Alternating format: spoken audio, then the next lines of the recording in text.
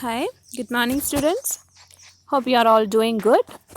So, in the last classes, we have discussed about the chapter 2, Long Walk to Freedom, written by Nelson Mandela. So, today we will discuss about the textual questions and exercises of the chapter. Before going into the exercises, so we can go through the summary of the lesson. So, the lesson tells you about Nelson Mandela, who became the first black president of South Africa after many decades of white rule. So, the narration was about the inauguration of the first non-racial government, first democratic non-racial government in South Africa. So he sworn and he said he will uh, never allow any other land, any other country to oppress them again, to rule them again. And he pays homage to the freedom fighters like Oliver Tambo, Luthuli, Yusuf Dadu, Walter Sisulu, etc. And they were men of uncommon courage and wisdom and generosity. He also defines the meaning of courage. Also, then he said that no man is born with harassment, every man is born free. And he says every man has his duties to his family and to his community and to his country to perform honestly. So he in the three parts, we have taken the lesson in the three parts. So in the lesson he has told his opinion and views about freedom and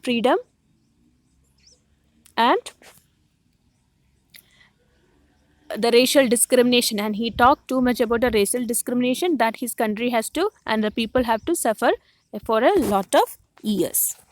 Now we will go for the textile activities. Hope you have understand the theme of the lesson, understand the every detail of the lesson, and you are able to write down the question answers. Write down the question answers in your notebook and send to my account. I will check it and tell you. So around about the textual exercises, first one is thinking about the language. So you can see the formation of nouns from verbs by adding suffixes. You know what is suffix? Okay, suffix is a group of words. It is not words actually. It is group of letters which don't have particular meaning in its own.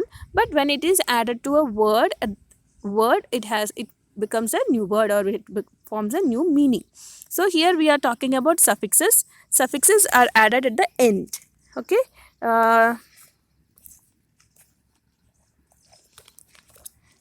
Prefix is added in the beginning of a word and suffix is added to the end of a word. So here some suffix like ION or TAION and MEND or SSIVE, etc. are some suffixes which we add to a word or which we add to a verb will form a noun of the same word. Some examples are given, many examples are there in the textbook in the lesson. Some examples are given here. The first one is rebellion. Rebellion is a word, is a noun which came from the word rebel by adding ION, but there is a slight difference in the spelling that L has repeated, L has doubled. Then again, constitution is a word formed from the noun formed from the verb constitute. Likewise, some more examples you can cite from the lesson itself and write. Okay, or only 4 are there, you can easily write it, take it from the textbook and write it. Second one, again there is given a paragraph. You have to read the paragraph and filling the blanks with noun forms or the verb in the given in the bracket. So some verbs are given in the bracket. You have to write the noun format to complete the paragraph. So go through both of it and you can easily write it because it is so easy. You can write it. You can refer to the textbook for further clarification. Also, if you have any problem with or if you find any problem with the exercises, send me a message. I will help you. So next one is using of definite article with names. So what is definite article? So you know the main articles are a, and the, right? So the definite which is a definite article? Yes, the or the THE is a definite article. So you know it is not normally used with proper nouns. What are proper nouns? Yeah, the proper name of a person is known as proper nouns. Here the example is given. Nelson Mandela is a proper noun. So the Nelson Mandela we not say, right? So the is the article, definite article won't be used with a proper noun. Also, proper nouns don't occur in plural. But there is instances in this chapter where you have come across this sentence that the decades of oppression and brutality produced the great leaders Oliver Tambo's the Walter Sislus. Have you seen the usage of the, that is the definite article? Not only that, also the plural form of proper noun is used. That is Oliver Tambo's. It is not Tambo's. It is his name is Oliver Tambo. Tambo or Walter Sisulu. But S is added to those names to make it plural. Why S has been used here? So, it has been used to show that many people of their type or kind have been born because of the sufferings or the oppression or brutality have produced people like whom? The Oliver Tambos and the Walter Sisulu, in order to show off the courage and the courageous or the people like them. Not only this, he had mentioned only 6 names. Not only 6 people or not only 6 leaders are came up into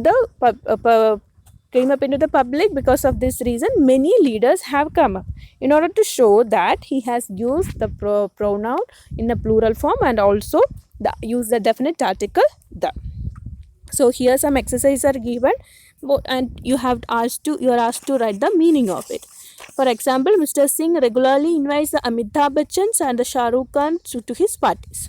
So what it means? This means that Mr. Singh regularly invites famous personalities like Amitabh Bachchan and Shah Rukh Khan to his party. The Amitabh Bachchans and the Shah Rukh Khan. The Shah Rukh Khans. It means famous personalities like these people are being invited to his parties. Next is, it means that the Madhuri Dixit is compared to the legendary actor Madhupala to show her talents in acting. So you can write the next one also, how the usage of definite article is giving more an effect or emphasis to the sentence or the idea written. Next is some idiomatic expressions. You have to match it. It is very easy, I think. Okay, the first one was, I was not unmind of the fact. What that means is he had not forgotten but was aware of the fact. Next one is, when my comrades and I were pushed to our limits. What do you mean by the push to our limits? Felt that we could not endure the sufferings any longer. Next is, to reassure me and keep me going means help me continue to live in hope in this very difficult situation.